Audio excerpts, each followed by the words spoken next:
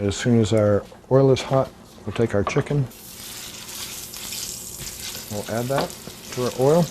We'll take our glove, the base, remove.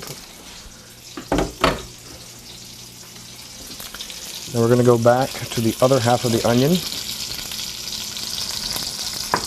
And cut the top off, cut it in half.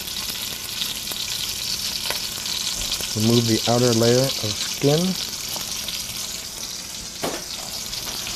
And this time, we're not going to dice them. We're going to slice them into these half rings.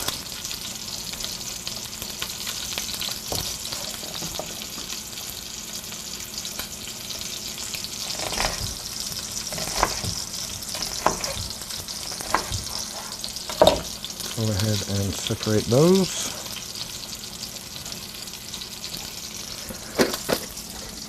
Then we're going to grab 2 cloves of garlic, cut off our little brown ends, and then this one we will